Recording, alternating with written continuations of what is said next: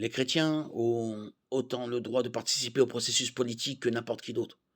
Cela signifie qu'ils peuvent voter, se rassembler, faire du lobbying, participer à des congrès, exercer des fonctions comme tout autre citoyen, tout en promouvant des lois qui reflètent leurs propres valeurs. Les chrétiens ne cherchent pas à subvertir le processus politique. Ils s'y engagent, car c'est le droit de tout citoyen. Dans une société pluraliste, les chrétiens ont autant le droit d'exprimer leur opinion que n'importe qui d'autre.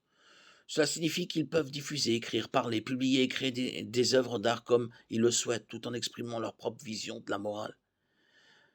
Les chrétiens sont parfois accusés de censure au motif qu'ils ont critiqué un certain livre ou se sont opposés à ce que leur impôt finance des discours antichrétiens.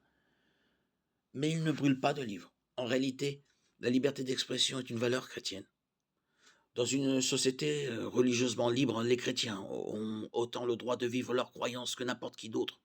Cela signifie qu'ils peuvent prêcher et enseigner l'Évangile et vivre selon la Bible et leur conscience. Lorsqu'un chrétien dit « il faut naître de nouveau », Jean 3, 7, il n'essaie pas d'imposer ses valeurs, il dit la vérité que chacun est libre d'accepter ou de rejeter.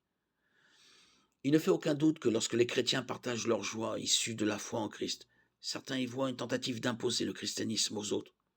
Mais la vérité est qu'en tant que chrétiens, nous savons que nous avons la solution à la misère humaine dans cette vie et à l'éternité en enfer dans l'autre vie. Ne pas partager ce remède avec les autres comme le Christ nous l'a ordonné reviendrait à connaître le remède contre le cancer et à refuser de le partager avec le reste du monde. Nous ne pouvons pas imposer nos convictions à qui que ce soit. Tout ce que nous pouvons faire, c'est leur offrir le remède et prier pour qu'ils l'acceptent.